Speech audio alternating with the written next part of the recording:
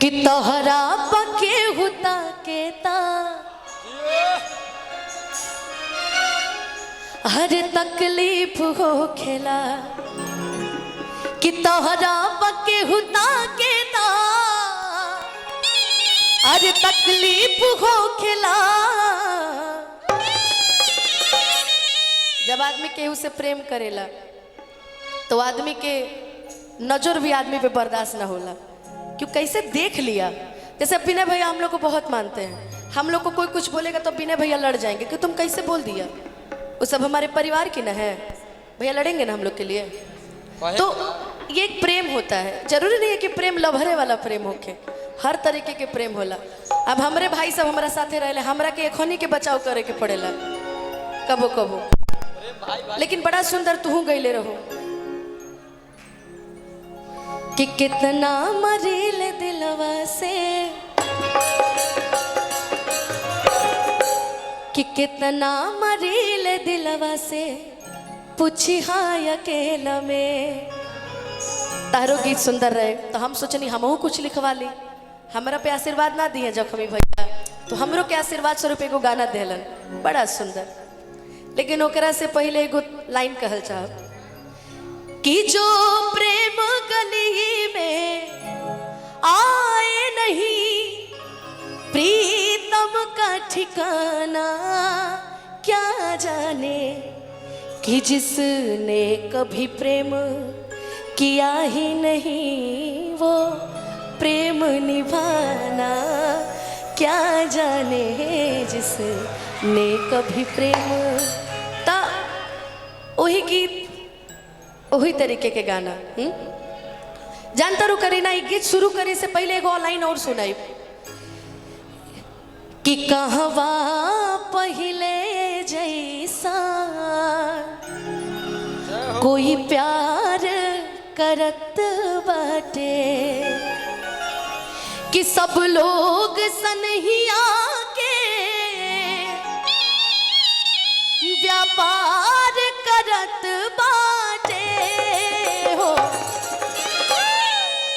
कि कहवा पहले जैसा कोई प्यार करत बाटे।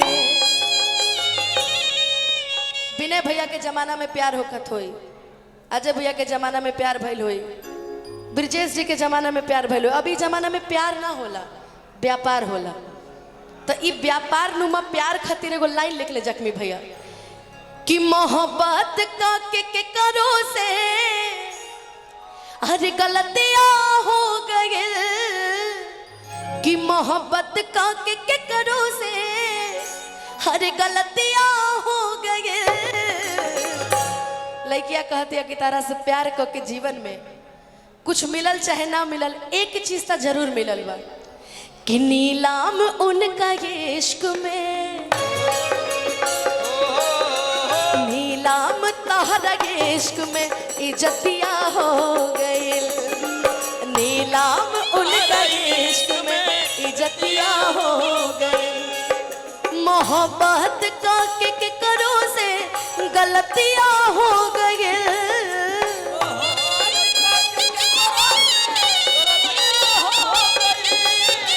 मोहब्बत का के करो से गलतियां हो गई। नीलाम उनका ये इश्क में,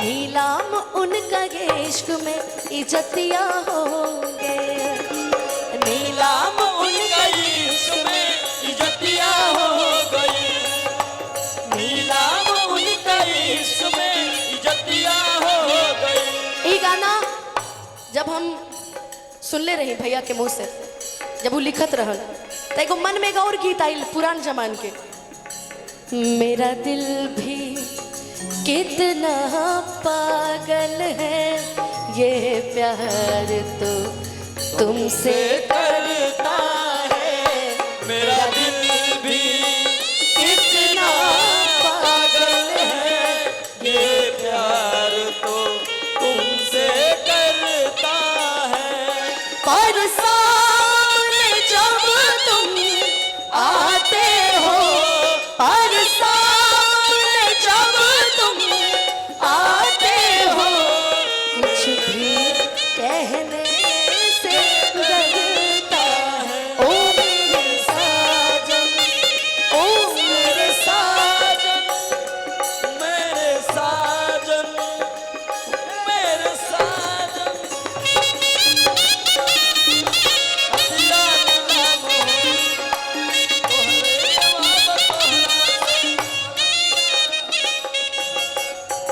आगे जख्मी भैया बड़ा दिल के बात लिखली बनी।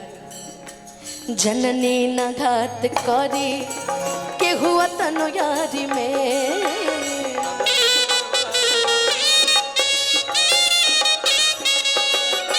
हमहू धराई गईनी दिल के बीमारी में।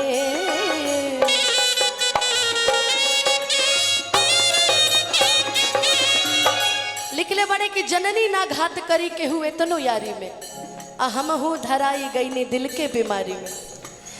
पगली कहे जमाना रे, पगली कहे जमाना पगल मतिया हो गए। पगली कहे जमाना पगल मतिया हो गए। नीलाम उनका इश्क में, नीलाम उनका इश्क में इज्जतिया हो गए। नीलाम उनका इश्क में इज्जतिया हो गई। बदनाम उनका इश्क में इज्जतिया हो गई।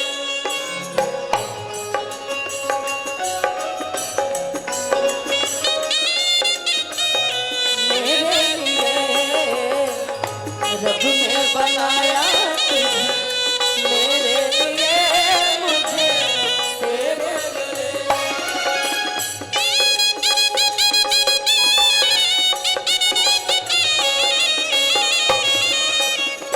रब ने बनाया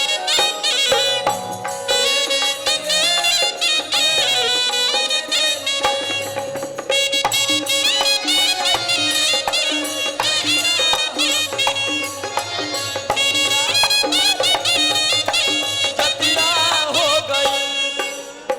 जीवन में एगो अभी हाल फिलहाल में पिक्चर लगल बा दीवाने की दीवानियत।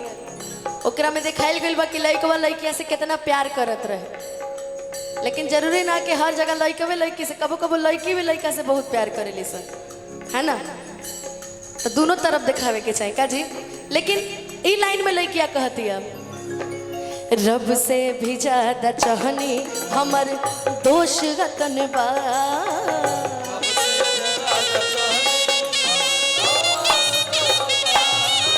काहे के प्यार कैनी अफसोस रतन बा।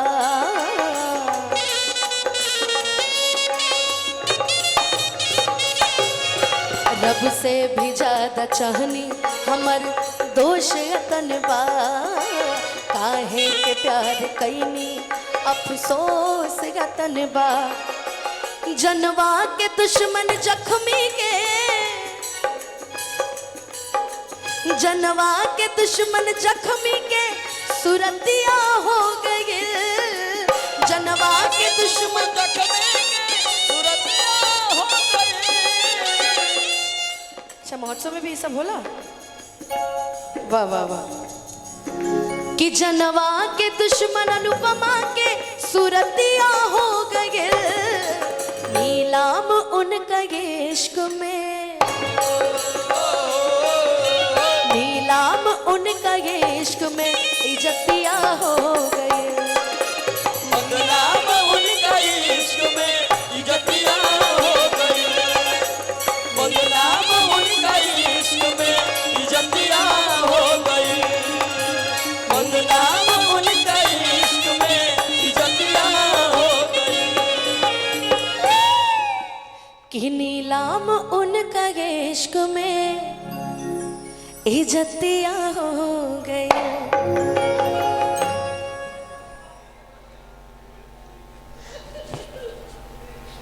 आधा घंटा रुक जा, हम रुकले बानी तो आधा घंटा बाद इंटरव्यू हो जाए।